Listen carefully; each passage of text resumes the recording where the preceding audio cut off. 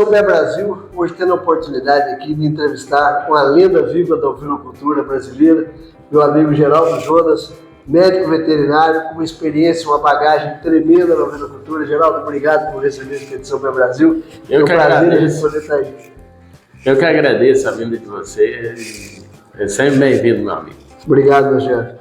Geraldo, bom, para começar a conversa aqui, Geraldo Jonas, médico veterinário. Como é que a ovinocultura apareceu na vida de Geraldo Jonas? Bom, vamos brincar com aquela história. Quando eu era criança pequena lá em Barbacena. Na realidade foi o seguinte, quando eu tinha mais ou menos meus 6, 7 anos, aí eu vi a ovelha, que a gente morava no Paraná, eu achei aquele bicho interessante. E com 7 anos a gente mudou para Resende, no estado do Rio. E tinha uma exposição lá, muito famosa na época, acredito que seja boa até hoje. Tinha tanto aqueles cavalos de tiro, peixarrão, tudo fantástico. E tinha cabritinho e cordeiro. E eu vi aquilo, eu fiquei encantado, fiquei com aquilo na cabeça. Infernei a cabeça do meu pai, eu quero, mas não tinha como achar. Passou. Mas a ideia de criar cabra ou ovelha, ou os dois, ficou. Na minha adolescência, aí você vê o que é paixão por cabra. Eu tinha uma bicicleta, andava de bicicleta, como todo menino andava de bicicleta. Aí eu vi uma dona que criava uma cabra de corda, uma alpina de corda. Não sabia que era alpina, não. Hoje eu sei.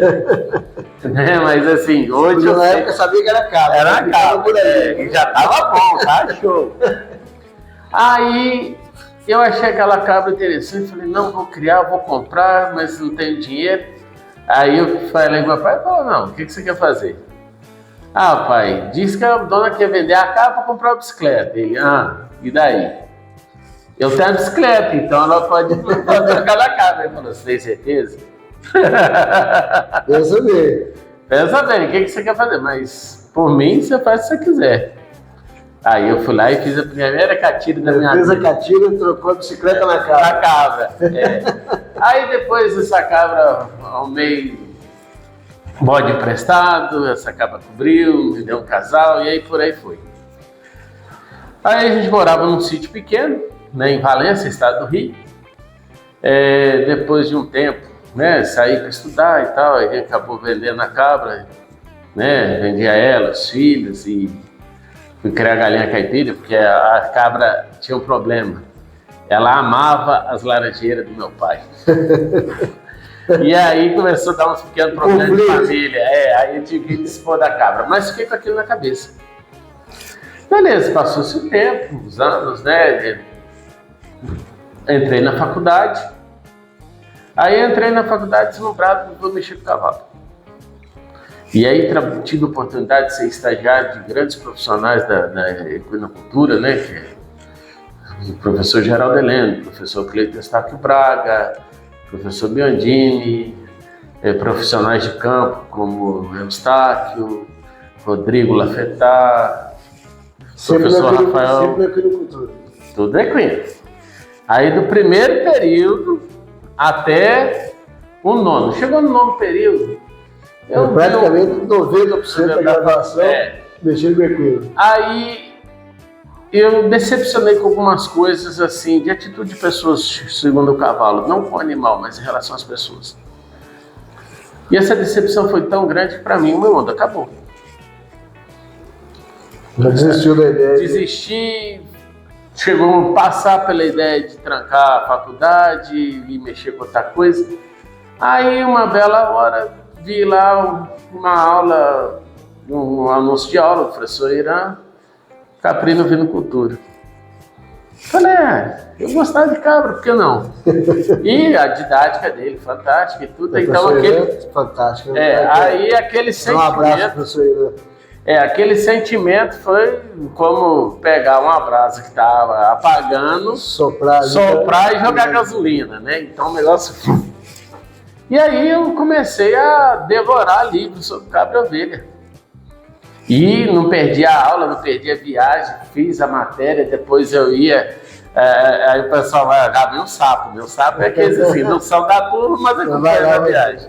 E aí comecei a ir acompanhar e foi indo a relação de amizade, outros profissionais também, Cláudio Borelles Teixeira de Viçosa, professor Marcelo Teixeira de Viçosa, né? Rogério Caldas, que era superintendente da Capilete na época. Então fui me juntando esse pessoal. Ambientando ali já para. Foi, aí de aluno, aí quando eu estava perto de formar, sai um informativo no jornal, vai ter um curso da Arco para ovinos, né, pela Caprilete. Eu fui lá, fiz na época do finado Hélio, que foi uma grande pessoa na vida, que ele é primo do pessoal de São Gotardo, que você foi lá, do Daniel. Então você vê que a coisa vai assim. O universo vai afunilando. Vai afunilando, você vai conspirando a favor. Aí foi nisso aí, e aí acontece o seguinte: todos que gostavam de cabrito ou carneiro na faculdade é tido como doido. Porque na UFMG ou você era cavaleiro, o pessoal dos equinos, boiadeiro, o povo do gado de leite ou de corte, ou você era cachorreiro, que era o pessoal dos pequenos, né? Aí tinha os pontos externos, que eram os de ave e suíno, que eram bem poucos, e os de peixe. E os doidos. Que mexiam com cabra ovelha. Cabra ovelha. E eram os mais exóticos, né? Os caras barbudos, cabeludos, uns com alargado de orelha, e por aí vai. Aí tá, beleza. Formei, comecei a mexer, passei no mestrado. Meu mestrado foi com doença de pele de cabra ovelha. E aí eu fiz o curso de técnico da Arco, fiz depois de caprino da BCC. Fui aprovado nos dois, só que quando eu fiz eu ainda era aluno, então não pude assumir. Aí eu tive que esperar o próximo curso que teve, um ano e pouco depois, para fazer como profissional. Eles falaram: tia, você não precisava estar aqui fazendo esse curso, você era só fazer estágio. Falei: não, vamos seguir carreira, vamos fazer tudo. Aí fui aprovado de novo no segundo curso da Arco. Aí eu passei a integrar o quadro de técnico, tanto da Arco quanto da BCC. Associação Brasileira de Criadores de Caprinos e a Associação Nacional de Criadores de Ovinos. Isso. E só que aconteceu o seguinte, isso por volta dos anos 2000, 2001, 2002, por aí, que eu estava já no mercado atuando. Durante a graduação, às vezes ajudava um produtor ou outro, porque não tinha ninguém que sabia nada de carneiro e cabrito. O que aconteceu? Um boom da ovino e caprinocultura no estado de Minas Gerais. E qual foi a surpresa? Não tem ninguém. Não tem profissional. Isso é uma demanda, nós vamos falar daqui a pouco, é uma demanda no mercado como todo. Não tinha ninguém. Então acontece o seguinte: você de doido a Deus em segundos. Você teve uma ascensão meteórica. E aí comecei a dar assistência mesmo, fazendo mestrado, assim, viajar no final de semana e coletava material para minha dissertação, né, de mestrado. Uhum. Então nisso aí eu fui crescendo. Fui aperfeiçoando e outro. Como eu sempre fiz estágio em todos os setores da faculdade, que eu sempre fui eclético, então eu mexi com pequenos, mexi com o pessoal de doenças, medicina veterinária preventiva, microbiologia. Meu próprio mestrado foi em micologia, que é uma parte da microbiologia. Na própria setor de cirurgia, setor de clínica, então... Está sempre envolvido. Né? A parte de reprodução de equino, fiz também muito estágio. Aí o que acontece? Eu peguei a minha parte clínica, vamos dizer assim, eu fiz uma mistura. Peguei o que eu conhecia de todas as espécies e adaptei para caprino e ovino. E aí eu comecei a ter um modus operandi diferente de outros profissionais. Uhum. Isso chamou a atenção de algumas pessoas. Porque ele falou assim: esse cara trabalha diferente. E aí foi a razão, lógico, e outra, tem que a gente não pode deixar de mencionar, o Pai Eterno, grande, poderoso, que o universo foi botando na guia, ó, você vai e segue. E aí eu comecei a fazer. E nisso, cada vez mais me apaixonando por aquilo que eu estava. Você teve a oportunidade depois de entrar aí no Grupo GEL, foi quando isso que aconteceu? Aí eu vou contar, eu estava já Você ficou esse tempo aí na assistência, dando assistência, fazendo mestrado, e que ano que você E aí aconteceu o seguinte: um primo, Dr. Rodolfo, que eu chamo ele carinhosamente Thor Gel, que é Antônio Gel, ele criava cabra boé em Esmeraldas. E aí ele estava tendo um problema de aborto nas cabras dele. Um aborto que não estava achando a causa. E perguntou se eu podia ir na fazenda. Eu falei, vou. Eu não conheço ninguém em Belo Horizonte, porque eu sou de fora.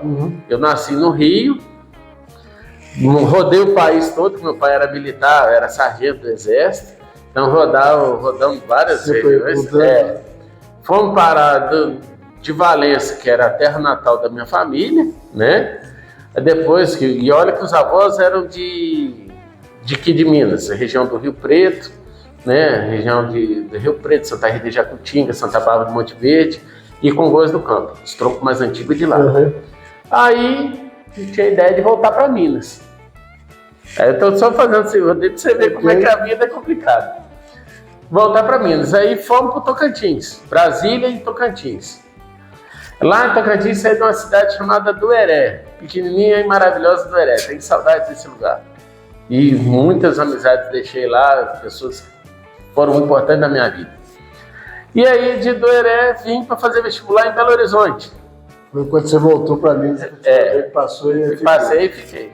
Você entrou no Grupo João, que ano você foi fazer essa visita lá no Capril? Não, aí foi em 2003, eu estava no final do mestrado, no final da dissertação. Sentei lá, olhei e vi o que estava acontecendo e até ele questionou assim, você não vai trabalhar não? Eu falei, calma, eu estava sentado observando as cabras, o comportamento das cabras. Por quê? Todo mundo acha que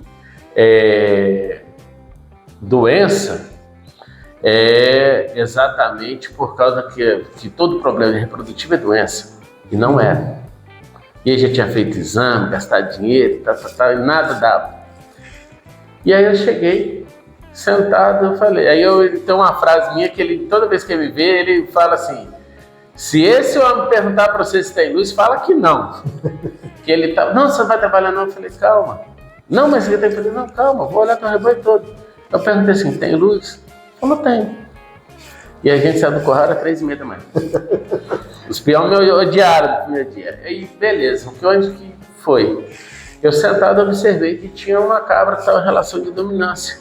2. Batia nas outras prenhas, abortava. E aí eu falei, tira essa cabra, aquela lá, vamos tirar a ponta do chifre dessa para causar dor, para não bater, que vai parar seus abortos. Fez, tirou com a mão, né? Aí ele confiou no meu trabalho e a gente acabou ficando amigo, assim, de tanto ir, visitar, ver. Aí tinha um vizinho dele, Henrique, que criava ovelha, dava assistência e assim foi. E o que aconteceu? E também na região de Esmeralda tinha a família Lara, que tinha também, Marcelo Lara, os irmãos dele, criavam ovelhas. Então eu ia lá. Foi uma região que você começou a atuar. Comecei a atuar, Esmeralda. Aí foi quando você entrou efetivamente no grupo. Aí o que acontece? Rodolfo, lembra que eu falei dos animais que eram pet? Sim. Ele tinha uns animais de estimação do filho dele, que eram umas cabras moé e umas ovelhas dópia, os embriões de dópia que ele comprou. E perguntou o primo dele, Tó, que criava cabra, se conhecia um veterinário para ajudar a olhar, ver os animais. Ele falou, tem um aqui, ele é meio estranho, cabeludo, na época tinha um cabelão, era magrinho, para atender lá. Ele gostou do atendimento, aí foi gerando uma relação de confiança e a cereja do bolo, só uma brincadeira, Luiz era uma criança ainda, 2 anos e pouco por aí. E eu nunca tinha visto o Rodolfo, nem sabia quem ele é direito e tal. E cheguei, ele foi, me mostrou, e o Luiz estava vindo com a babá, né? A cuidadora dele, a menina que cuidava dele. Tava junto, eu estava assim. Eu cheguei para ficar da mesma altura da criança, fiquei de joelho, estendi a mão para ele.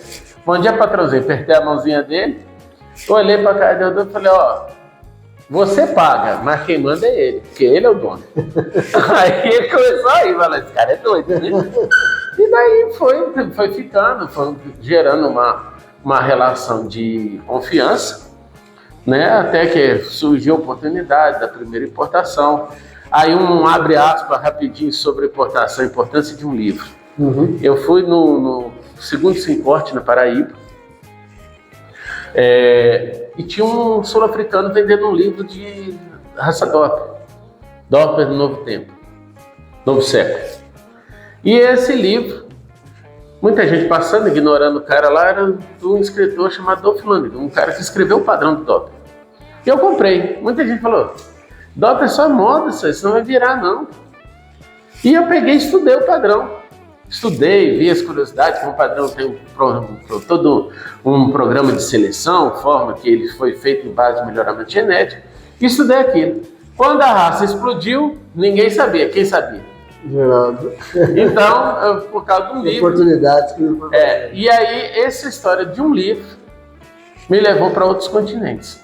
Você teve a oportunidade aí, nesse período lá no Grupo GEL, né, começou, isso foi em que ano que você começou efetivamente a trabalhar com eles? 2003, 2004, 2005. E aí foi a oportunidade que você teve de ir para a África, né? Como é que foi essa experiência, né? Qual foi o objetivo? Você foi lá para trabalhar, para fazer o quê? Não, aí a primeira viagem foi em 2006 para a importação dos embriões. 2006 foi a primeira, aí rodei a boa parte da África do Sul. Para mim, fantástico, achei que era a viagem da minha vida, ponto, e acabar. Ponto. 2008, surge Rodolfo decidiu, vamos importar mais material. Aí me mandou 2 vezes para a África. Uma vez para a África do Sul e Namíbia, para junto com ir acompanhar a exposição mundial do Doppler, que era na cidade de Upington, naquele ano, seria Upington, o norte da África do Sul, divisa com Namíbia. Então fui lá para ver, no Vale do Oranje. Fui, visitei vários criadores e tal, escolhi matriz, reprodutor, parará, fizemos uma proposta, vamos importar. E aí no mesmo ano, 2008, não, quero que visite um criador que nós já compramos, que era de Ben Crunch. Hoje é falecido, o filho dele, em vez de criar na África do Sul, cria na Austrália, no rebanho Crunch. Aí ele chegou, eu falei, olha, tô querendo levar, gostei das compras e tal, queria levar mais dos seus animais, porque eu gostei do que produziu lá no Brasil e tal, e eu tinha vontade de selecionar mais seu rebanho. Aí ele falou assim, meu jovem, eu vou te fazer uma coisa. Eu tenho uma reserva de animais de parto múltiplo, que geralmente eu não vendo para ninguém. Mas como você quer fazer um trabalho bom com meu nome e tudo, e realmente foi feito, eu vou abrir desse lote de fêmeas, que eu nunca botei para ninguém para ser vendido, os embriões, você vai poder tirar e escolher. Daí veio o parto múltiplo nosso em desmama pesada. Foi um trabalho que você começou ali. E essa experiência na África, você ficou quanto tempo na África? Qual foi a oportunidade que você teve? Essas foram viagens, essas aí. No ano de 2008, voltando aí, a empresa de construção começou a trabalhar no continente africano, só que já na África, no centro africano, né? Na República da Guiné Equatorial. E aí o governo local queria coisas para fomentar o desenvolvimento de agropecuária e sustento para a população, porque eles, assim, vamos dizer, eles tinham dinheiro do petróleo, mas só isso. Queriam desenvolver outras atividades. Então a empresa pensou num projeto de troca de... não é troca, difusão de tecnologia, não é? A gente entregar a tecnologia nossa, capacitar pessoas e criação de animais. Então, a empresa já atuava na construção civil lá e viu essa possibilidade de negócio lá. Aí eu fui enviado lá para fazer um patrulhamento no país para ver o que teria de recurso natural que poderia ser usado no projeto, desde alimentação, madeira para utilizar e tudo, porque no período de desmonte de bosque para fazer as rodovias lá, tinha muita madeira, só que eles falavam que a madeira de lá se apodrecia muito rápido, não era madeira de qualidade. Falei, não pode, a floresta equatorial igual a amazônica deve ter madeira boa. E aí eu rodei o país com um tradutor local, motorista, e fui conversar com os velhos.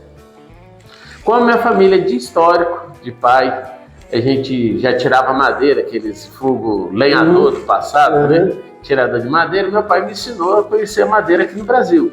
Pela casca, cheiro, essas coisas assim, folha. Que é o que chama etnobotânica do mateiro. Isso, tecnicamente falando. Depois que eu descobri, eu falei, existe. E aprendi, eu sempre gostei de árvore. E nisso aí eu fui aprender sobre as árvores.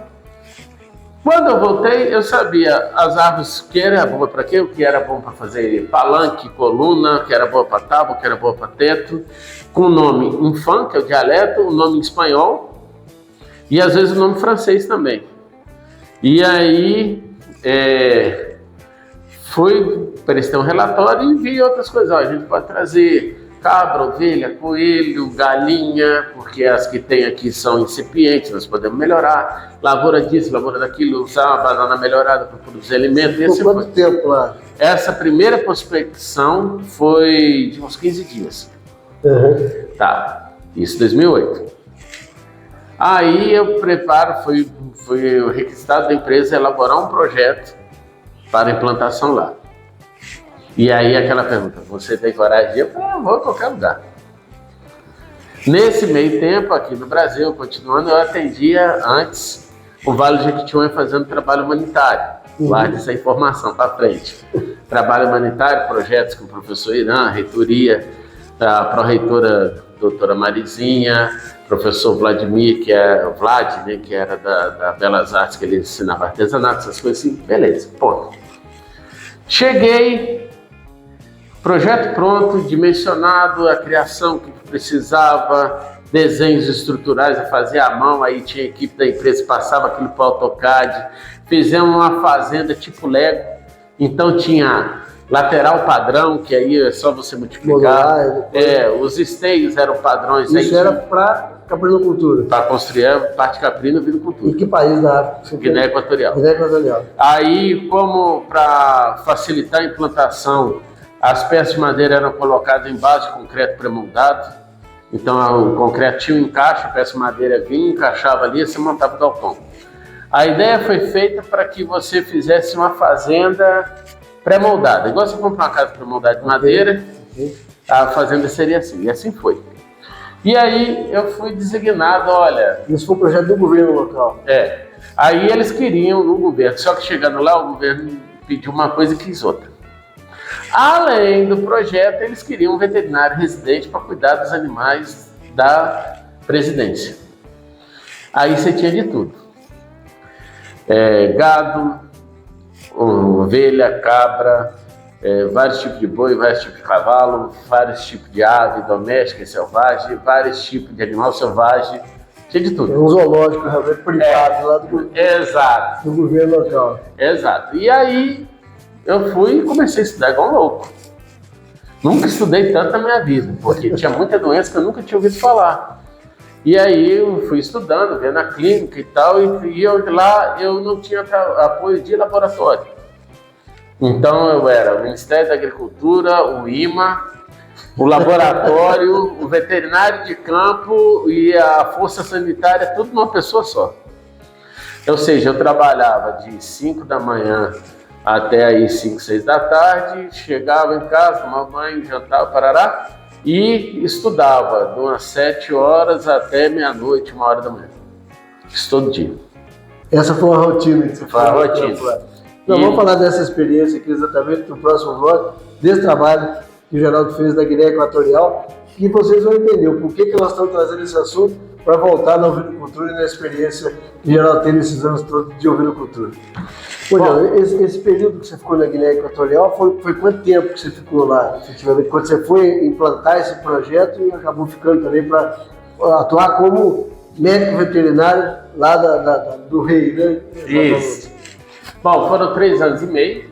Você morou lá 3 anos e meio? 3 anos e meio. Aí eu vinha a cada 4 meses, 3 meses para o Brasil, para ver a família, né?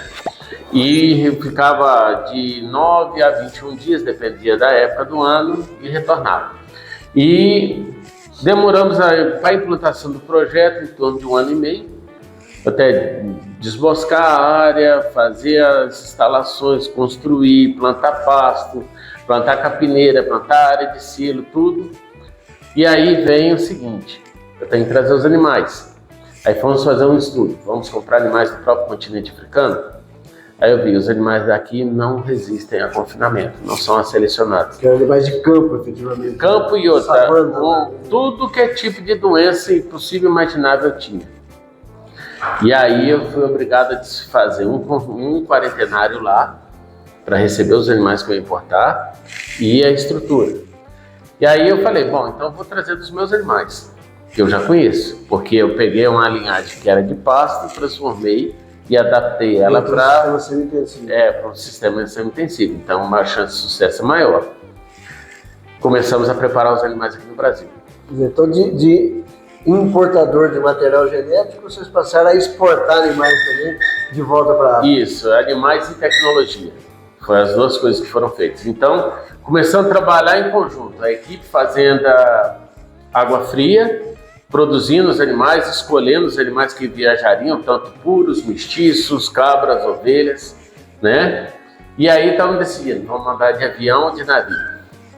Nesse tempo eu indo e voltando, aí mexe com a parte burocrática, arrumamos uma firma para fazer o despacho aduaneiro, mas na realidade quem trabalhou mesmo foi a gente. Eles levaram a fama e nós trabalhamos, a equipe Caracu, né? Com certeza. Alguns entram com a cara e os outros com a coragem, né? E isso aconteceu, mas tudo bem, marcamos um voo, o famoso voo Arca de Noé. Ele tinha 614 cabeças de pequenos ruminantes, sendo a maioria ovinos, 4 bovinos, sendo 2 machos de Jersey e 2 fêmeas de Jersey, e 100 coelhos, e mais toneladas de alimento e equipamento. Isso foi num voo só? Um voo só. 600 animais?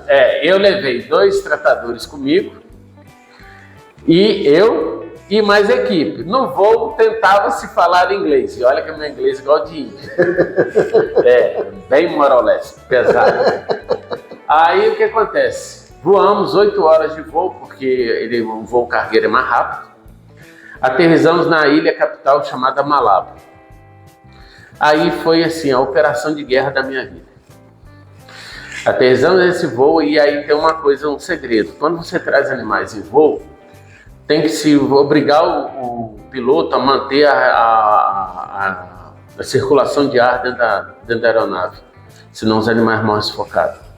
Que já aconteceu o carregamento do piloto simplesmente sair, parou a circulação, morreu tudo. Morreu tudo dentro. Uma vez aterrissado, tem que continuar ali. Aí, já uma equipe da empresa organizou um pseudo-exército para descarregar. Aí tem os maquinários, Manitou, que é um trator que tem um gancho, tira, guincho. Os animais foram acondicionados em gaiolas de madeira, que montavam 2 a 2, montavam o avião com recheado por terra. E aí descemos comida, eu tive que dimensionar o consumo de comida para esse lote todo, aproximadamente 20 a 30 dias, porque podia atrasar o descarregamento em Malabo, porque ela fica numa ilha e vai levar 500 quilômetros de mar, aí mais 200 quilômetros de terra. Essa foi a logística? Esse avião daqui para lá? Primeiro desceu na ilha e depois eu podia optar ou por ir de barco, levar tudo de navio, mas a chance de morrer era grande, ou ir de avião, aterrissar um avião menor, porque o avião cargueiro não tinha, na época, aeroporto de tamanho que aceitasse um avião cargueiro pousar no país. Se ele pousasse, ele não levantava mais, ele ia ficar lá para sempre. Então isso foi desafiador. E esses levaram os animais de que forma depois? Não, aí vai escutando. Eu tive, entre indas e vindas, Brasil, Guiné, para organizar os 2 grupos, que eu organizava os 2 grupos, tinha equipe veterinária aqui e tinha eu lá. Claro. E com outros profissionais lá. Aí o que acontece? Nós fizemos um estudo de aerodinâmica com os militares de lá. Aí eles disseram, não, nós temos um helicóptero grande, que era grande, depois eu te explico o grande que era, e uns aviões de guerra que são cargueiros que dá para pousar em qualquer lugar. Beleza. Para encurtar, que estou falando muito, senão a pessoa vai ficar cansada, uma pena se não tinha trazido imagem, que aí que é legal. Beleza, descarregamos os animais, montamos um curral dentro de um hangar, para esses animais descerem, comerem, beber água. Tivemos um parto durante o voo. Uma ovelha pariu, chegou a 615, e um coelho faleceu durante o voo. Foi essa a minha perda. Bom, fizemos tudo isso, aí veio alguns locais para ajudar, e aí contratamos algumas equipes para ajudar os embarques e construir. Teve uma empresa espanhola que os trabalhadores eram norte-coreanos. E aí eu tive que explicar para eles que tinham que fazer currais dentro das aeronaves militares pequenos, porque as gaiolas que nós trouxemos não entravam, eram grandes. Então tivemos que desmontar, fazer curral dentro do avião, porque se eu ponho os animais soltos, na decolagem todos os animais iam para a cauda. E na aterrissagem derrubava o avião, que é tudo para a cabine, mas esmagava tudo e derrubava o avião. Então eu tive que dimensionar isso aí, sem nunca ter feito. Aí fizemos isso, montamos dentro do helicóptero. O helicóptero ele era de um tamanho, um helicóptero russo, que a tripulação era ucraniana. Um falava inglês, você sabe como. E aí esse helicóptero ele cabia um caminhãozinho pequeno dentro dele. 350 homens carregava dentro dele. Um monstro. Nossa. Ele tem 2 turbinas de avião do lado dele. Você conseguiu levar quantos animais nesse helicóptero? Cada viagem do helicóptero é 120 e do avião de 80 a 100. Quantos dias vocês levaram para fazer todo esse transporte? Devido a problemas de tempestade, furacão e outras coisas a mais que tivemos no meio do caminho, uma semana. Uma semana para transportar? Aí começamos também a transportar a sobra do alimento que seguiu, equipamentos, remédios, essas coisas, retroscates, remédio e tudo, seguiu e foi para essa viagem. E eu trabalhando com o telefone, dando sinal às equipes de terra. O avião militar descia em Montgomery, que é um distrito, um município próximo a Montgomery, que era a capital da província, onde estava o projeto. E o helicóptero descia em Montgomery. E aí eu mandava para as equipes, aparato no ar, Montgomery, já sabia que iam com caminhões e tal, e carregava e fizeram os caminhões gaiola lá. A própria equipe nossa da empresa fez os caminhões gaiola, que não existia no país. E fizemos os caminhões gaiola para transportar de Montgomery. Bom, feita essa epopeia, descarregamos os animais, deixamos no nosso quarentenário. Passaram 3 meses, nesses 3 meses eu perdi 4 animais dentro desse processo e só. Depois disso ficou. Esse foi um projeto com o objetivo do governo local, era desenvolver uma atividade pecuária lá com espécies diferentes. Vocês levaram os ovinos para lá, ovinos, caprinos e bovino e coelho. Bovino e coelho, né? Isso. E aí vocês entregaram esse projeto, o projeto ficou... Ficou lá, eu fiquei acompanhando ele por mais 2 anos e pouco, depois eu retornei. E com isso também tivemos um projeto social da empresa que era difundir parte desses animais para pequenas comunidades visando minimizar o impacto da rodovia no local que ela passava, ensinando as pessoas a plantar, colher, criar, diminuir a pressão de caça, por isso cabra, ovelha e coelho, depois galinha, caipira, depois suíno melhorado e assim foi evoluindo. Você ficou em torno de 5 anos lá direto? 3 anos e meio para 4, e fora assistência à distância. E também nós fizemos o seguinte, no projeto social, tinha também outras vertentes, outros profissionais, aí tinha atendimento médico, odontológico, essas coisas, tudo isso foi feito. Se eu falar todo o projeto social, são 2 horas. Perfeito, estou vendo essa experiência, né, de quem foi para a África, para trazer no primeiro momento o material genético do Dorper, né, Dorper, White Dorper, trazendo da África para implantar o Dorper, White Dorper no Brasil dentro do projeto aqui que o Geraldo trabalhou. Depois voltou para a África para desenvolver um trabalho todo também de agricultura local, da pecuária local e transferência de tecnologia. Nós vamos falar no próximo bloco exatamente dessa ligação dos 2 projetos de desenvolvimento da ovinocultura aqui no projeto que nós estamos tendo a oportunidade de visitar aqui, onde o Geraldo é o responsável técnico da fazenda. Geraldo, até para quem está acompanhando aqui esse nosso bate-papo, essa oportunidade da entrevista, nós viemos aqui para falar de ovinocultura, da sua experiência profissional na atividade, mas foi extremamente importante, né, falar dessa sua experiência do material genético, sua experiência na África, mas eu gostaria de fazer uma conexão dessa história para a gente poder entrar efetivamente nessa discussão nossa da ovinocultura. No primeiro momento, você foi algumas vezes para a África para trazer material genético das raças Dorper e White Dorper. No segundo Cabra, momento, Boé, Savana e Kalahari também. Cabra, Boé, Savana e Kalahari. Foram as 5 raças que vocês trabalharam, ovinos e caprinos. Né? Depois você voltou para a África para desenvolver um projeto de agricultura, para implantar um projeto de agricultura lá, desenvolver e implantar. e levou material genético daqui para lá também dos ovinos, né?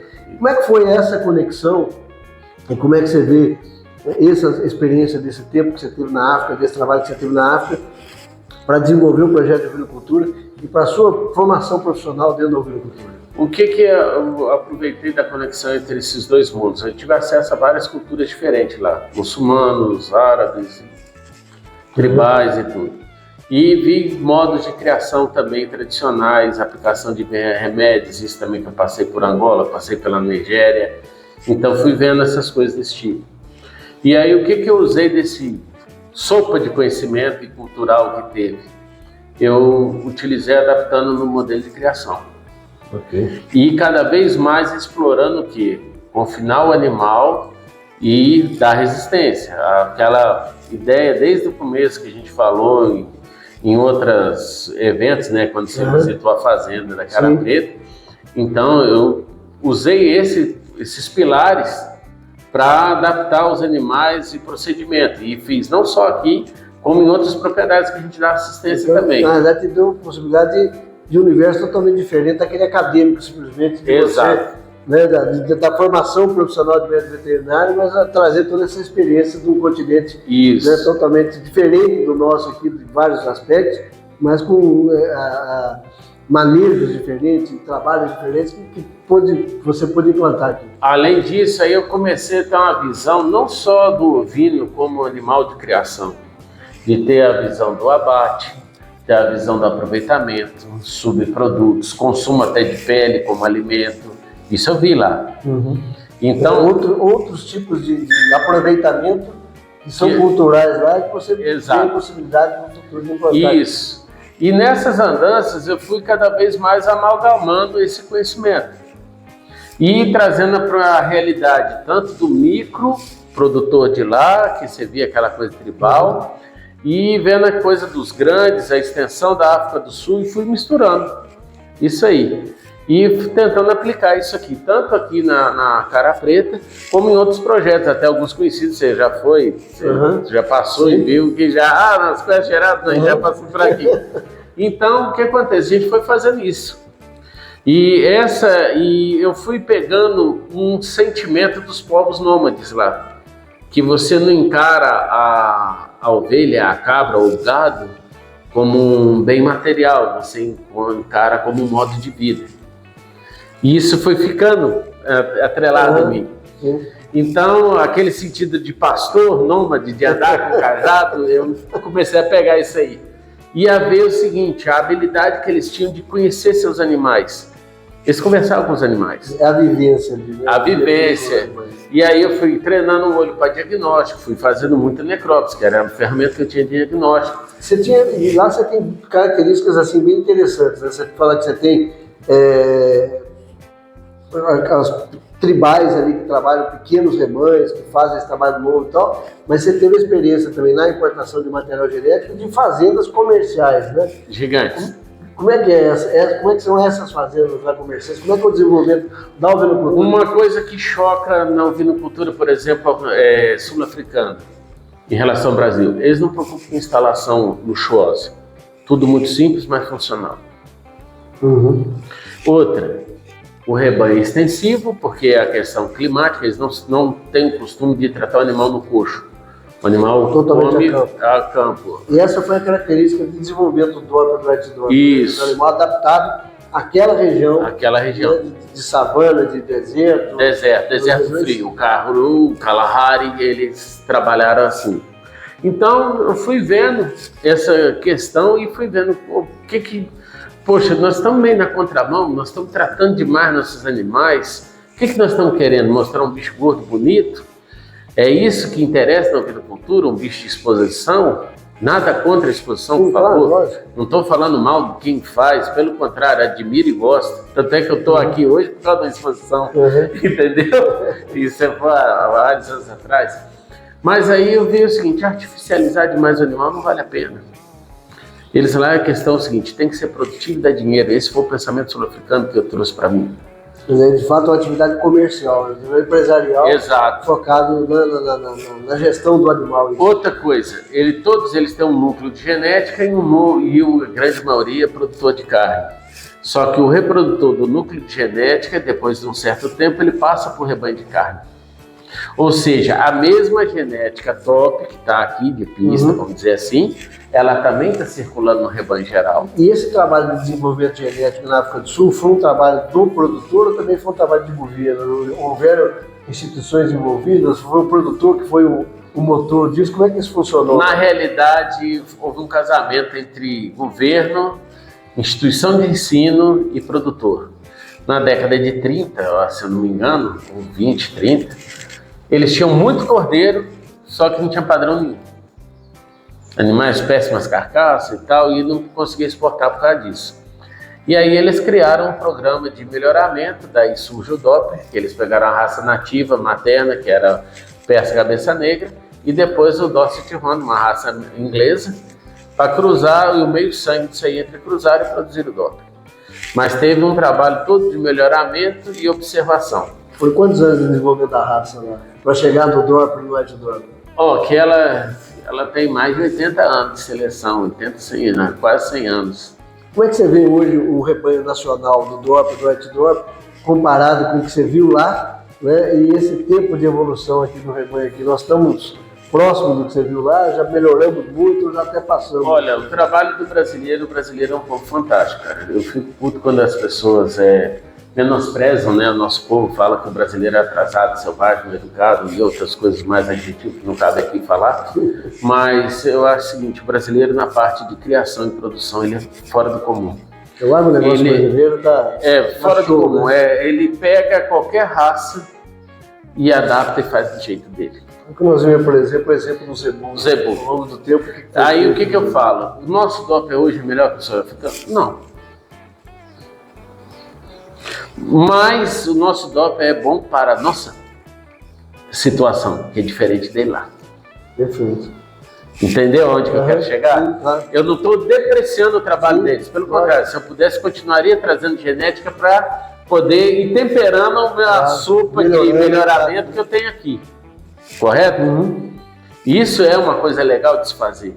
Como é que está esse mercado hoje? O mercado ainda está aberto para importação? Não, houve um surto de algumas doenças, aí o Ministério da Agricultura fecha e só Deus sabe quando abre. No momento está fechado. Está fechado. Não há possibilidade de exportação? Não, da África do Sul e Namíbia não. Pode trazer talvez de Austrália, não sei, porque houve um surto de uma doença lá, não sei se fechou para cá. Aí tem que olhar com o Ministério, porque essas janelas abrem. Isso é uma questão de barreiras sanitárias, efetivamente, para proteger o rebanho nacional. Só que tem algumas coisas, Luciano, que... Olha, eu mexo com doença e sanitarista de profissão. Assim, existe cuidado, mas existe muita falta de informação por parte do governo. Muita gente que cria lei e norma nunca foi no campo. Esse é um problema. Eu vou falar coisa aqui que talvez vai ofender muita gente, mas infelizmente quem não aprende a ouvir crítica construtiva, ele precisa aprender a virar gente. Acontece o seguinte, há um entrave muito grande, porque vai trazer doença para o Brasil.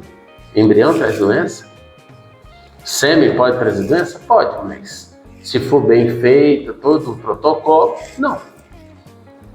E nas visitas que a expedição tem feito aí Brasil afora, Minas Gerais afora, né, a gente já viu queixas de produtores de ovinos, de leiteiros, por exemplo, da dificuldade de importação de material genético, por exemplo, da Espanha e da França, né, com custo altíssimo para cumprir todas as exigências. Existem também outras criadores de caprinos, etc., com interesse em trazer raças também desse país ou de outros países, e toda uma dificuldade. A gente sabe da importância da vigilância sanitária, no sentido de ter as barreiras sanitárias para você evitar os problemas, mas como você falou, precisa de ter o conhecimento técnico adequado para que a gente não fique para trás. Exato. No desenvolvimento da nossa ovinocultura e caprinocultura. Exato. Aí muita gente fala, é modismo, porque nós temos animais aptos. Eu falei, não temos. No geral, não. Temos assim, não estou desmerecendo, todas as raças são boas, mas tem características, né? Só que aí acontece o seguinte, tem raça que foi introduzida há muito tempo atrás Então, o rebanho é, de certa forma, endogâmico. Então, precisa dar choque. Já foi coisa melhorada lá na frente, em termos de venda de peso, peso de nascimento. Então, trazer esses animais com bom índice para cá. Tem países que não tem um programa de desenvolvimento, mas o trabalho dos produtores é sério. A gente acha que todo mundo é pilantra. Não, nem todo mundo é pilantra. Tem gente séria no mundo inteiro, claro. Inclusive aqui no Brasil. Com certeza, não tem dúvida. Então, vários trabalhos aí. Então é uma coisa que tem que se preparar. Eu posso falar isso como técnico de registro. Eu sou técnico de registro da APA e da BCC. Então eu falo o seguinte: nós fazemos parte da escrituração, parte do melhoramento. Tem uma coisa também que eu fico muito puto com o pessoal que é melhorista, respeito eles. A zoonose não é que é coisa do passado. Eu falei, tá bom. Eu avalio o animal andando, tal, ilhote, tá, tarará, tenho minhas anotações, exognose não é bom, então cadê sua ferramenta de melhoramento? Tá onde? Não, que eu tenho que montar um projeto, e por que você não montou ainda? Já que você é o semideus, por que você não trouxe? E é exatamente esse assunto que eu queria tratar com você agora, exatamente do ponto de vista da venda de reprodutores aqui no Brasil. Né? No próximo bloco a gente falar exatamente isso, desse trabalho, né, de preparação ou de seleção de reprodutores para o rebanho ovino nacional. Vamos falar no próximo bloco. Bom, Geraldo, nós falamos aqui, né, o exemplo que você trouxe nessa bagagem fantástica que você teve aí na África, em diversos países da África, de buscar genética, trazer genética, e também a experiência que você teve e tem ainda realizado de melhoramento genético e desenvolvimento genético aqui no projeto que você toca lá na Fazenda Carapulha. Mas eu queria te fazer uma pergunta como técnico, como profissional, como técnico de registro, etc. Eu, particularmente, como zootecnista e como criador, eu sou crítico de um processo que, para mim, não contribui muito, na minha opinião, que a gente tem muitas exposições de animais, de ovinos do Brasil afora, que é importante, no meu ponto de vista, a exposição para fomentar, para divulgar, para difundir, só que animais premiados nessas exposições, com avaliação exclusivamente fenotípica, quer dizer, você está vendo ali a beleza do animal, você vai lá, o animal ganha com a roseta no peito do animal, e você começa a vender filhos daquele reprodutor, ou aquele reprodutor, e filho do campeão nacional, etc. Mas não existe nada de melhoramento genético efetivamente daquilo, de DEP, de mortalidade. O que garante que aquele animal vai efetivamente transmitir para os descendentes, né? Como é que você vê isso no Brasil? Como é que você vê esse melhoramento genético? Esse raciocínio está no todo errado ou não está errado? Como é que você vê isso aí? Bom, eu vou te falar o seguinte, nem tanto o céu, nem tanta terra. Existe gente que só seguia pela premiação, a beleza racial. Assim, é bom porque há o show, né, a festa, a confraternização, faz parte do business. A exposição como evento para difundir, para divulgar. É ótimo. Ok. É ótimo. Mas assim, até para complementar a minha pergunta, para fazer a provocação aqui, né? Vamos voltar lá atrás, na época da FEINCO, a Feira Internacional de Caprinos e Ovinos. Nós vimos muitos animais ali, totalmente artificiais, animais bombados. Vou te dar um exemplo. Você colocava lá na piscina para nadar, não sei o quê, aplicava hormônio, você chegava lá, o animal completamente bombado. Não é um animal, não é a realidade de campo, não é um animal comercial que vai transmitir. Então, não, isso é tanto exemplo que eu já sofri isso. Comprei sêmen de um carneiro que foi grande campeão de lá. Usei para fazer aquela experiência de transferência de embrião antes dos importados chegarem. Nasceu nada que presta. Animal artificial. Então, o que eu acho é o seguinte, as pessoas deveriam, tanto jurados, técnicos, produtores e tudo, dar mais valor à escrituração zootécnica. De certa forma, nos julgamentos, não só os julgamentos, vão entrar no lance do julgamento, que ele é uma parte do business, né? Gosto e calçadinhos, todo mundo tem um, né? Gosto, acho legal pra caramba, tenho amigo. Mas eu acho o seguinte, como atividade produtora, primeiro, o que eu preciso ter? A fazenda tem escrituração zootécnica séria? Top. Isso serve para carne, serve para leite. Cabra campeã em concurso leiteiro, o que te diz? Nada. Porque ela pode ter sido artificializada. Ao máximo. Exato, nada. Está represado 2 meses. Né? Vamos brincar, estou exagerando aqui só para ser sarcástico. Então, isso para mim não quer dizer nada. Então, o que eu queria de uma ovinocultura no Brasil era escrituração zootécnica. Hoje você tem até aplicativo, está sendo lançado um com um amigo nosso aí, o Felipe, Seabra, né? Ele está lançando um aplicativo que é fantástico. Eu tive com ele na mão, eu falei, pô, Felipe, agiliza isso aí, cara. Eu estou gostando da ideia, da possibilidade. Então, uma ferramenta de manejo e gestão na palma da mão do celular. Bom, voltando para a criação. Falta dados. As pessoas gostam de título e não gostam de dados. Por exemplo, eu tenho meus dados aqui. Trabalho há anos. Isso não só, né, numa propriedade, em outras também a gente faz a seleção e adequando a realidade de cada um. Você está melhorando com base em informação técnica. Exato. Índice zootécnico. Exato. Peso ao nascimento, peso ao desmame, prolificidade, tudo fertilidade. Isso. São vários indicadores para você dizer, não, esse reprodutor é bom. Essa família comporta-se desse jeito. Já tem condição de falar isso em alguns casos.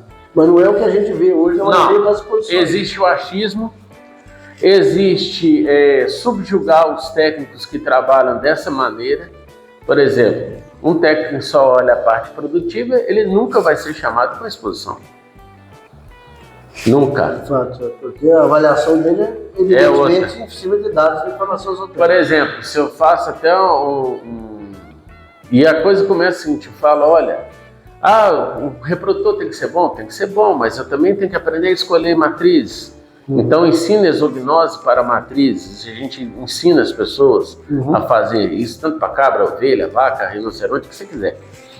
Então acontece o seguinte, a gente tem esse trabalho todo de ensinar, preocupar, e aí depois vem o seguinte, um animal abatido, o que ele vira? Eu trabalhei 20 anos da minha vida ou mais trabalhando em abate.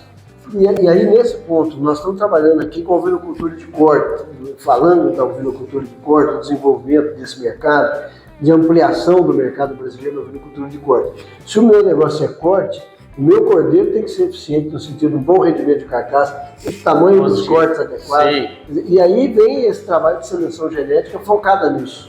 E para que mercado que eu quero abastecer? Por exemplo, eu tive a grata oportunidade que o grupo me deu, eu consegui transitar a cadeia de ponta a ponta, desde a produção na fazenda, trabalhar dentro da indústria, ver o que é rendimento, ver o que é processamento, beneficiamento, embutidos, industrializados, ir para o mercado, conversar com o chefe de cozinha, conversar com o dono de rede. Cadeia de ponta a ponta. De ponta a ponta, feirante, todo mundo. Mercados religiosos, mercado asiático, tudo. Conversei com todo mundo. Então eu sei mais ou menos pensar isso. E detalhe, como eu venho de família de pequenos e microprodutores, ou seja, quem não tinha terra, tinha assim, 2 hectares para viver. Aí a gente aprendeu a desenvolver também para o pequeno e para o micro. Que é uma queixa minha também, um parente sobre a ovinocultura.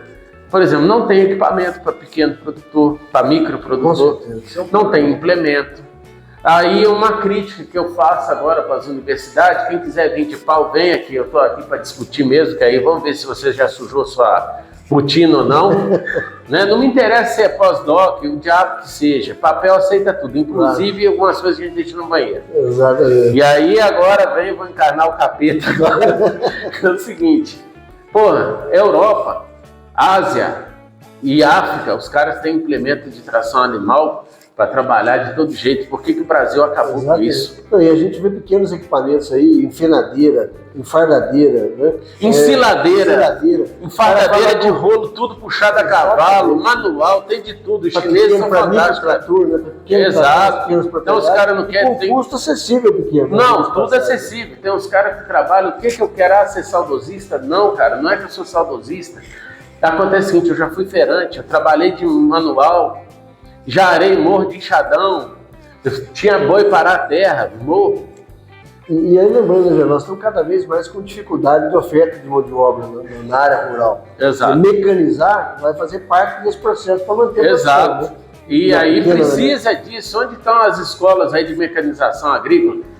Para grandes produtores, vocês são Show! Nós só temos coisa de ponta, de primeiro De ponta. Agora, o pequeno não existe para vocês. É verdade. São fatos, são a realidade. Outra, as universidades públicas, o sistema deles de extensão é deficitário. Bastante. O aluno entra na sua cadeira, ele está estudando, e ele só vê o grande, o mega, o giga. Ah, mas ele que tem dinheiro. Calma, não é assim não. Eu, minha vida inteira, atendi todo tipo de gente. De milionário, presidente de um país, governador do escambau, até gente pobre do Vale de Jequitinhonha. Então é o seguinte, você se adequa a quem é e outra. Cada trabalho tem seu valor. Se o cara não aguenta pagar sua diária, você cobra a hora. Outra, se você estudou publicamente também, você ceder um dia de seu trabalho em prol do governo que bancou o seu estudo de 5, 6, 7, 10 anos por causa de uma pós-graduação, você não vai morrer nem cair em sua mão. Então é a forma de você pagar o povo que te bancou, isso eu já faço na minha vida.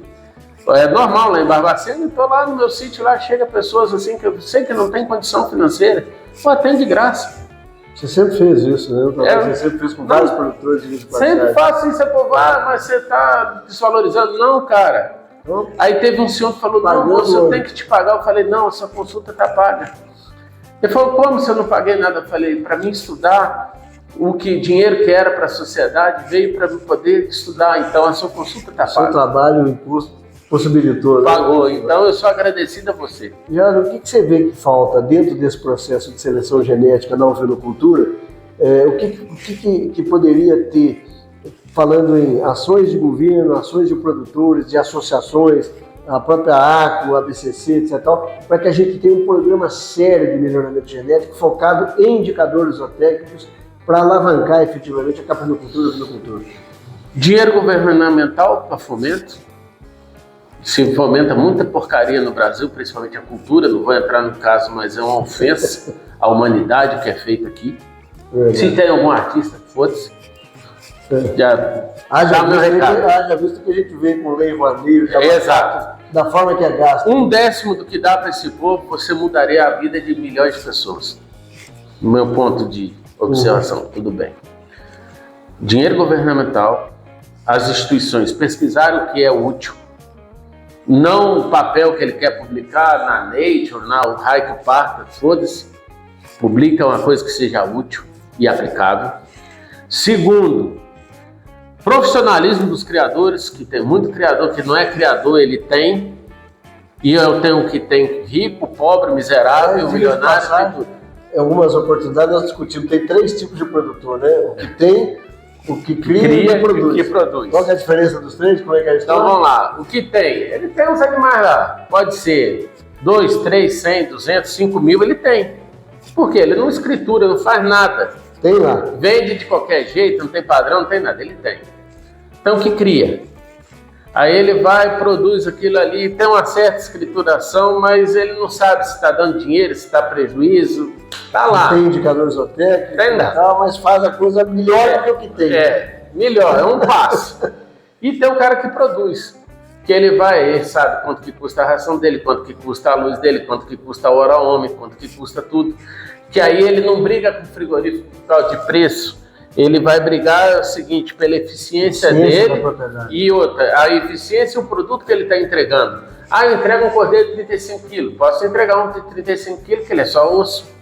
Ele não tem musculatura, ele não tem nada, ele está todo cheio de lesão de verme, então toda a parte visceral dele é jogada fora, não é aproveitada. Ele pode valer a mesma coisa de um de 35 quilos, que é todo bem preenchido, cobertura de gordura, tudo certinho, é só peso que importa, não. Qualidade, distribuição, tipo da musculatura, área de olho de lobo, e aí vai.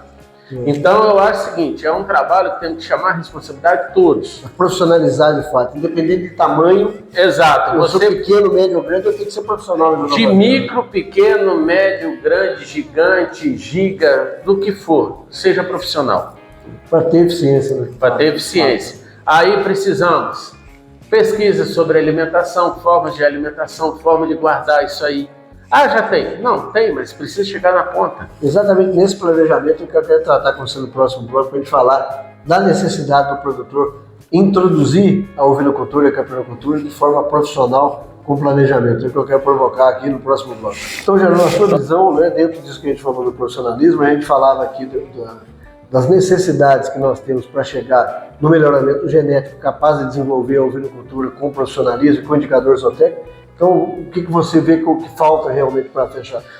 Bom, o que falta é primeiro a gente unir os pontos. As ferramentas estão aí, o governo tem o dinheiro, né? Tem a Embrapa, tem a Emater, as universidades estão aí loucas precisando de trabalhar. Tem os alunos recém-formados que podem fazer aí tipo um antigo projeto Rondon, legal, ótimo, volta. Os produtores estão aí precisando ser profissionalizados, inclusive ter até curso para ver se ensinar ele a ser profissional, né?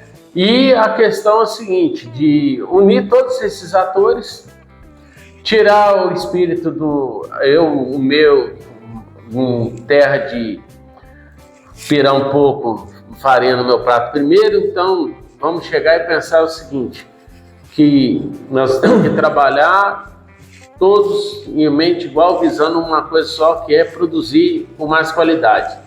E saiu da porteira, o que nós precisamos?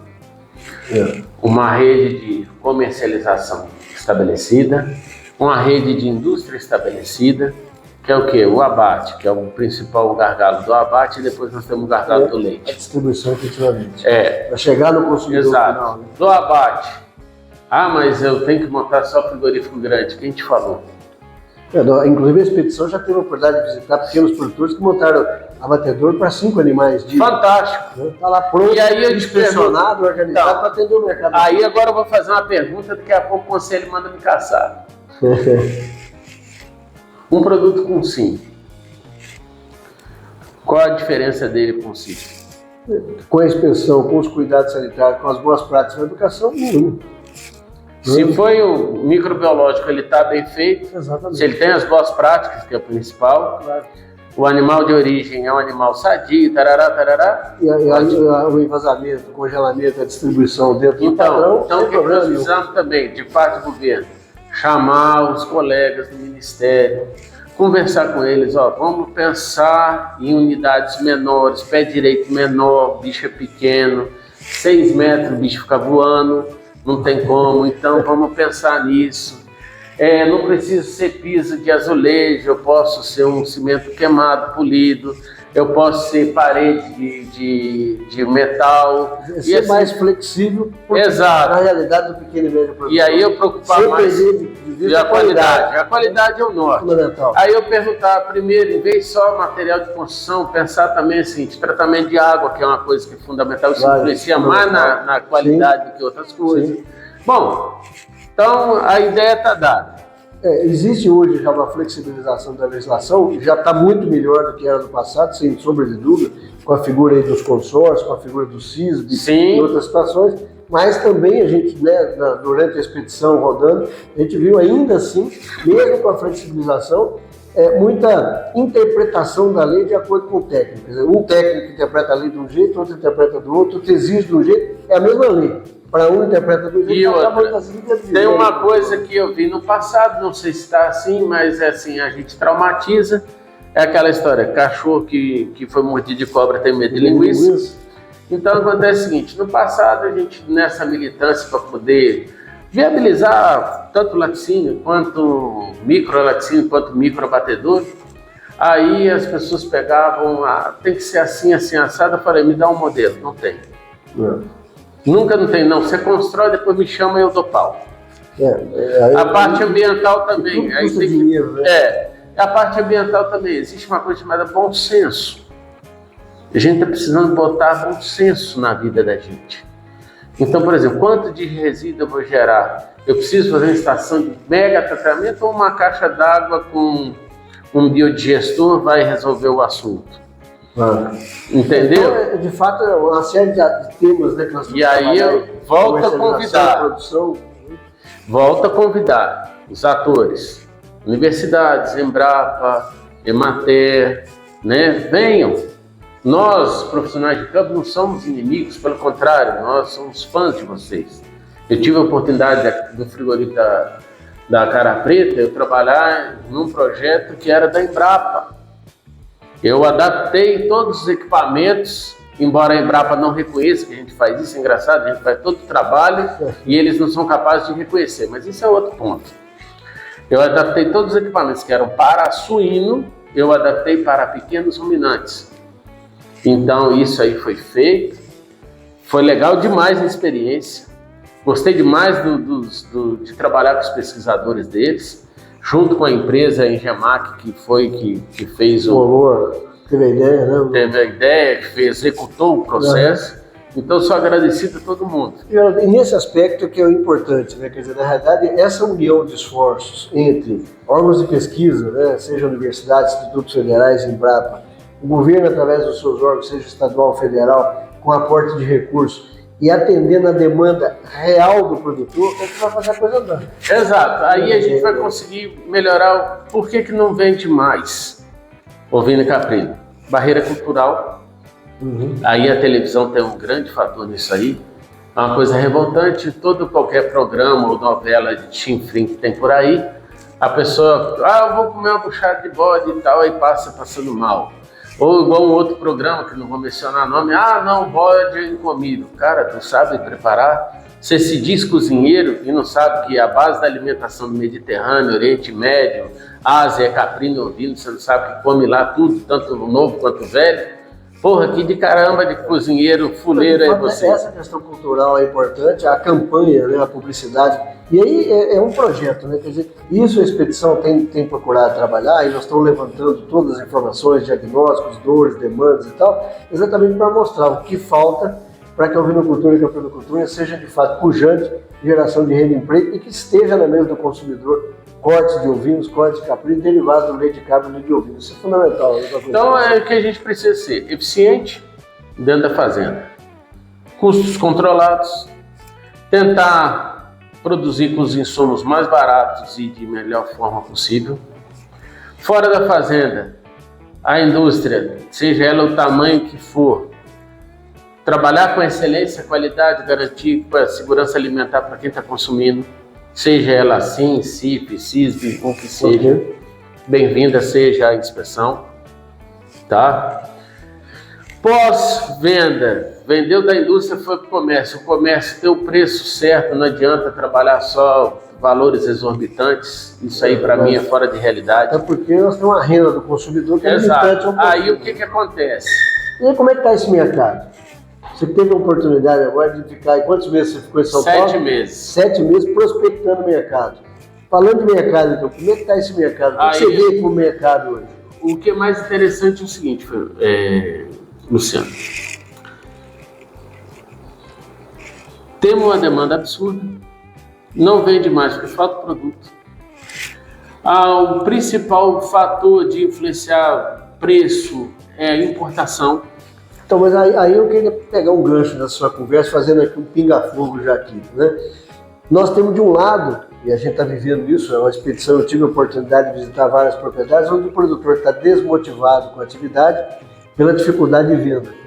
E de outro lado, você fez essa prospecção de mercado com a demanda, né? Existe uma demanda e não tem um produto. Onde é que está o gargalo? Onde é que está o problema? Bom, Espírito Santo, falta de local de abate. E good sense dos fiscais. Por exemplo, condenar uma carcaça que uma ovelha estava freia, eu vi isso, me chegou isso, de reclamação de criador. Quem foi? Não me interessa quem é o santo, eu só conto o milagre. Não sei se é CIPES, CISB, que diabo foi, não sei, mas o fiscal em questão condenou uma carcaça por causa que a fêmea estava freia. E daí?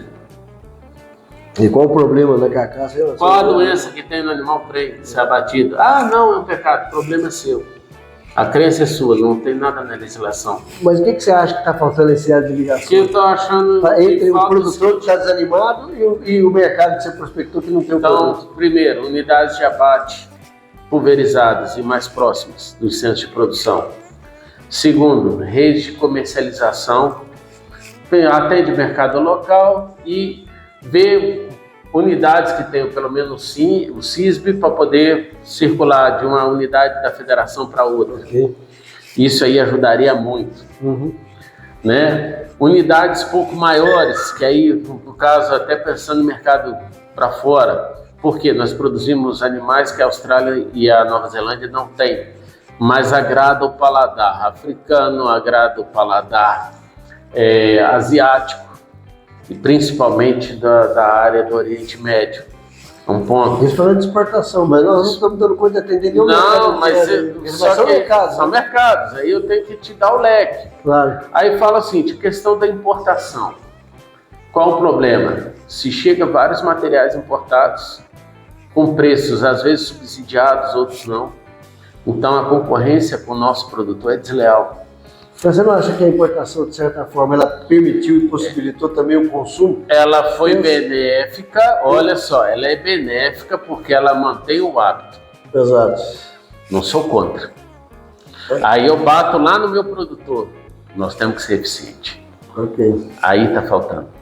É o meia-culpa que eu faço. É trabalhar de forma profissional a atividade também. Exato. Não só brigar por preço. Não. O preço é um componente É do um negócio, componente. mas não é único, né? Não é o único. Então acontece o seguinte, precisamos ser eficientes.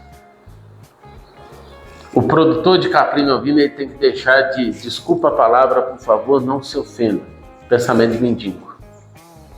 O governo tem que me dar, o governo tem que fazer, o governo tem que fazer nada. Se ele não atrapalhou, ele já ajudou pra caramba. Tá ótimo. Não palmas, isso aí é top. Seja ele municipal, estadual, federal, mundial, intergaláctico, seja ele de onde for. Se não atrapalhar, já tá bom. Tá ótimo. Então, eu não tenho que ter esse pensamento mínimo. Eu tenho que ter o pensamento seguinte: eu vou produzir minha carne, produzir meu leite, vou beneficiar ou vou entregar para alguém beneficiar. Esse alguém vai vender e a coisa vai girar. Top. É isso aí. Perfeito. Bom, nós vamos entrar agora no próximo bloco aqui, fazendo um pinga-fogo aqui com o Geraldo, com temas diversos dentro do setor, para a gente encerrar essa nossa conversa aqui, na oportunidade de entrevistar aqui o médico veterinário Geraldo Jonas, e no próximo bloco a gente fecha. Bom, Geraldo, tem que fechar nossa entrevista aqui, o nosso bate-papo, isso aí que fomos falar aqui no Vinocultura, com quem tem a bagagem, a experiência, a expertise, a vivência e principalmente a paixão que você tem pela atividade da vinocultura e da pinocultura. Nós vamos ter que fazer vários episódios, que um só vai ser pouco, com certeza, né? Mas eu queria fazer aqui com você algumas provocações, um pinga-fogo rápido aqui para ele estar fechando. Primeira pergunta, a vinocultura é um bom negócio? É um bom negócio. Vou te dar um exemplo. Eu vivo disso, de ovelha e de cabra.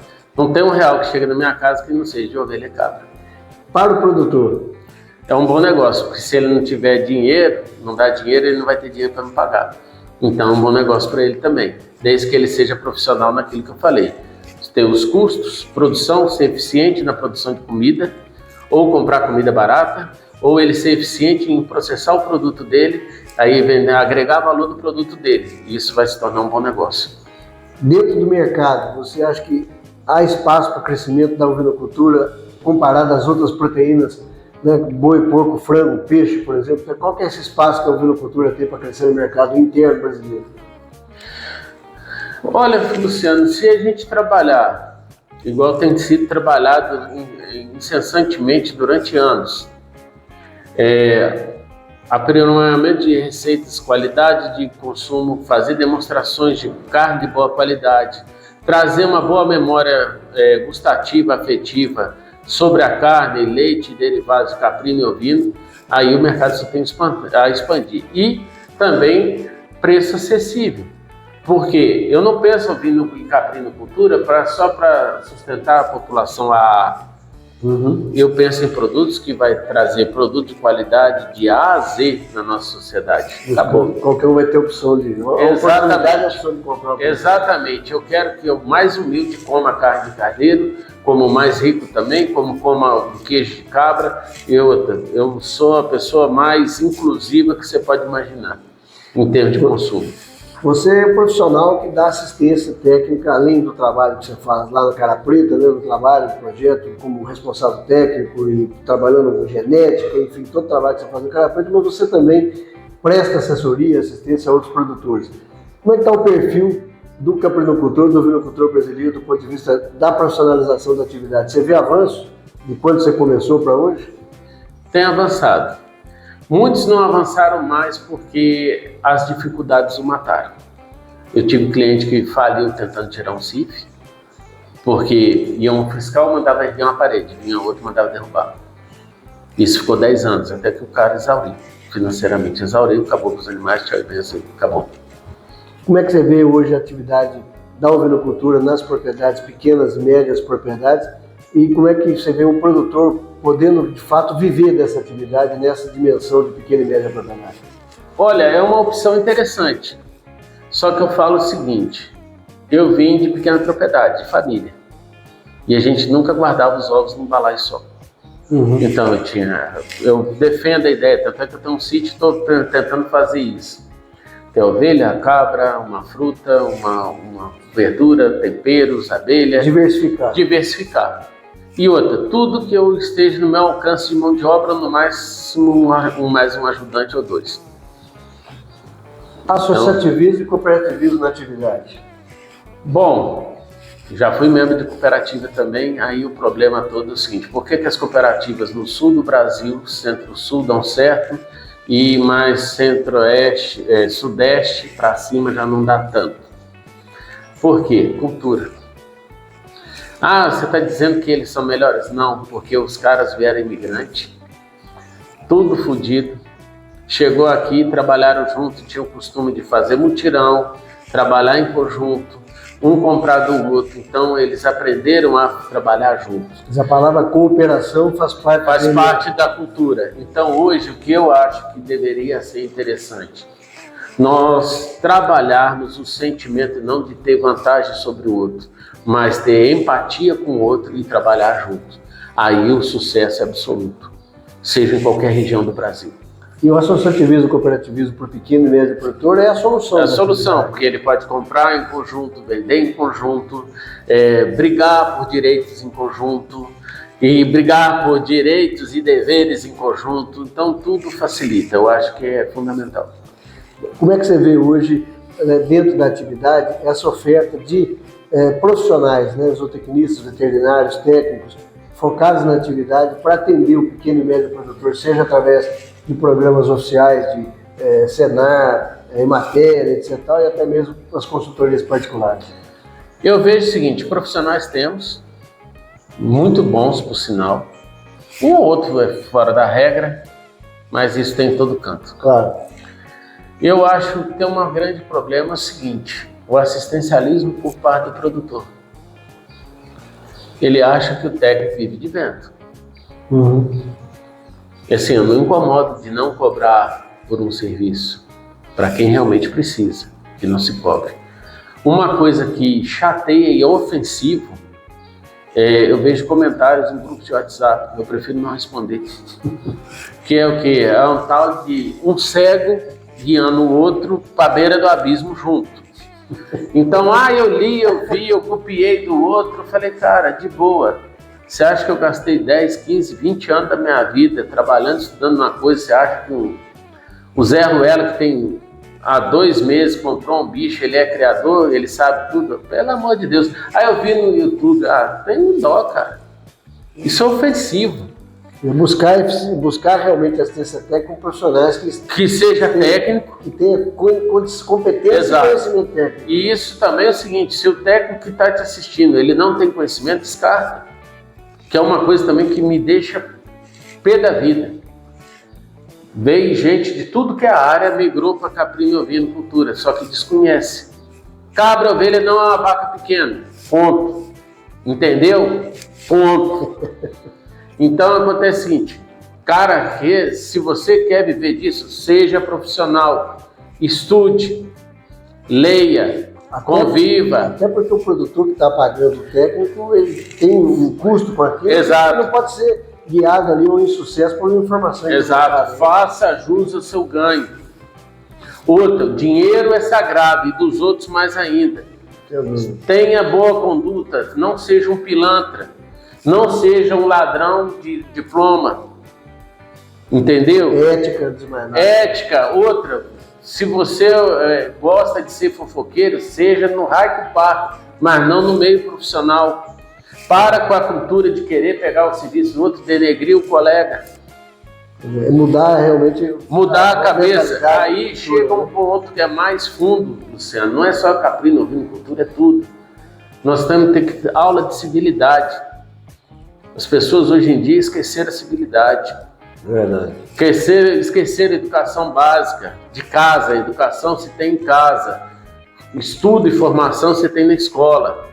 É fato. Então, eu acho que isso tem que se trabalhar muito.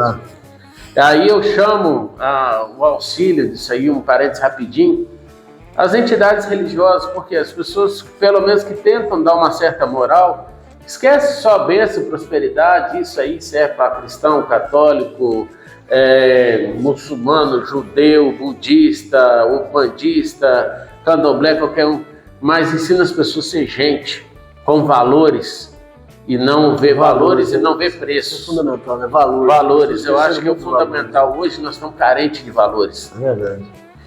Geraldo, ovinocultura tem um grande desafio que é produzir alimento de baixo custo, produzir ovinocultura de baixo custo. Ovinocultura a pasto, é possível? É possível, aí você respeitando. Binômio, produtividade de matéria, forragem, quantidade de cabeça animal.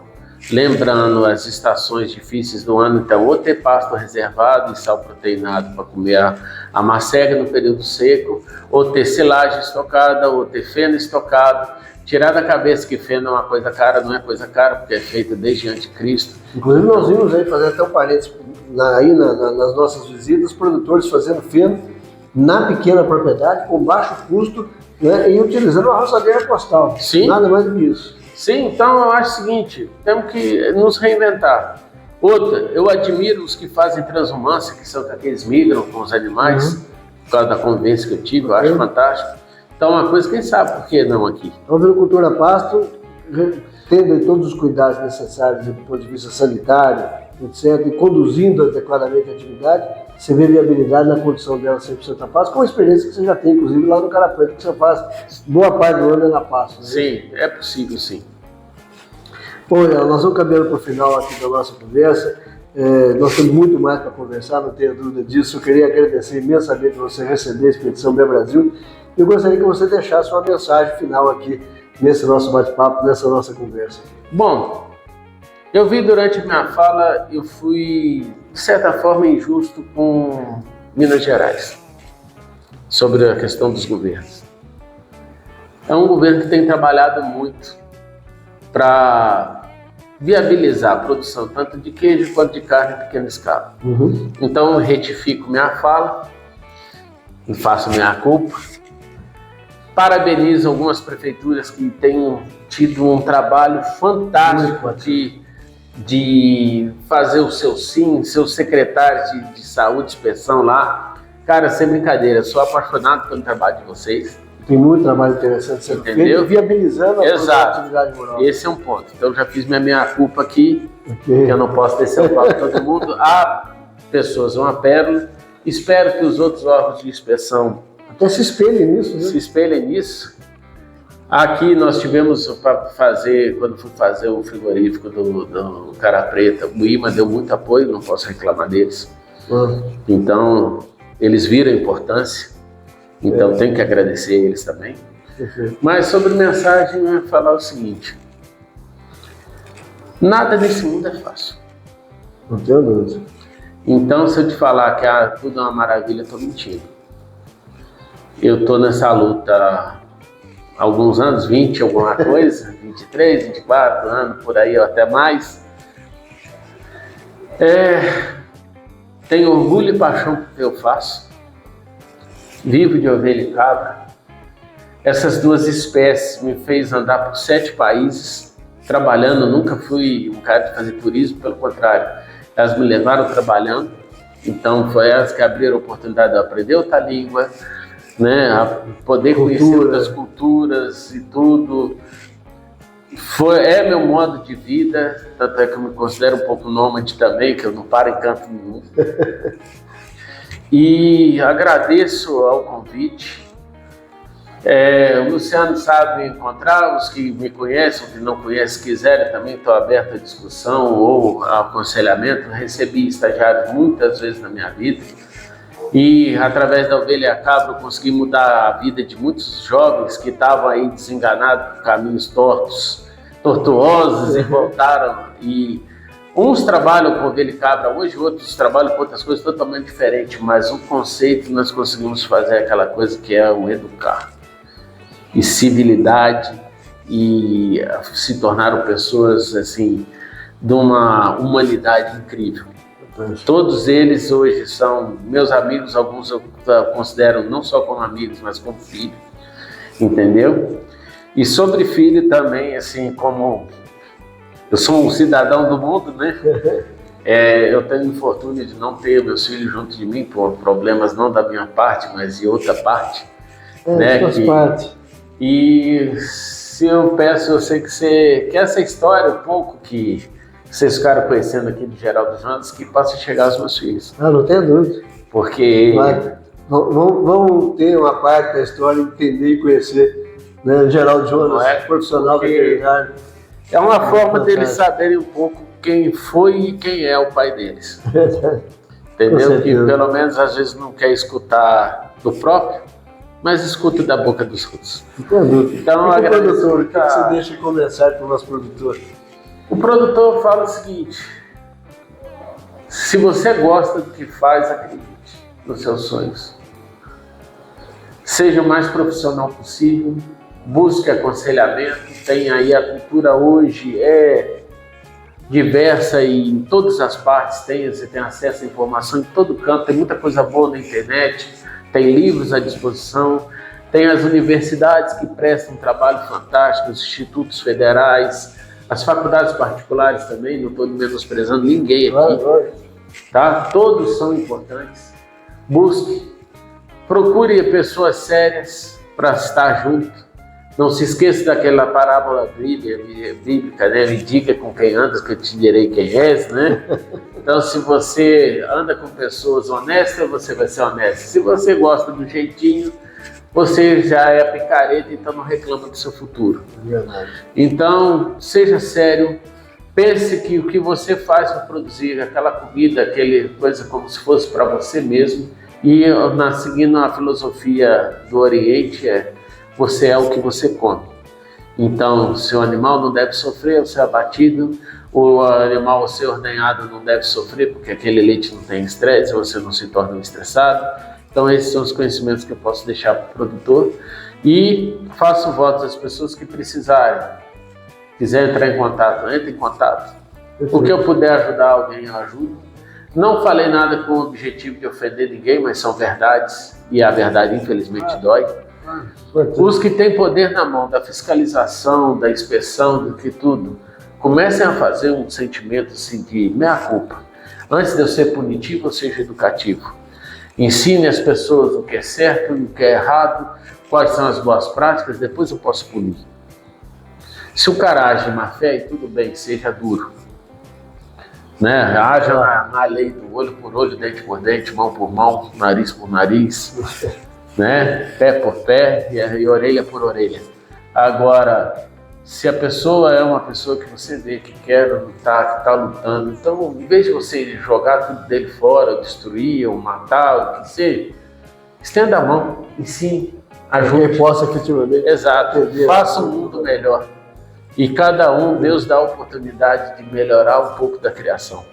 Aproveite essa oportunidade e faça a diferença. Seja o sal da terra. Meu chefe, muito obrigado pela oportunidade. Obrigado, foi um prazer revê-lo. Obrigado aí. A gente tem a oportunidade de estar aqui. Com certeza não vai ser a última de várias outras oportunidades que nós vamos ter de discutir ovinocultura e capinocultura. E a gente se encontrar por essa estrada fora aí em vários momentos. Sempre apaixonado pela ovinocultura e capinocultura e fazer a coisa acontecer. Obrigado, Jean, pela oportunidade. Eu que agradeço. E a você que acompanha a Expedição Pé Brasil, que queira acompanhar todas as histórias que nós estamos tendo a oportunidade de mostrar, se inscreva no canal do YouTube, ative o sininho para receber as novidades e também nos acompanhe na página do Instagram e na página do Facebook para conhecer todas essas histórias fantásticas da ovinocultura e da capinocultura brasileira. Te espero lá. Forte abraço.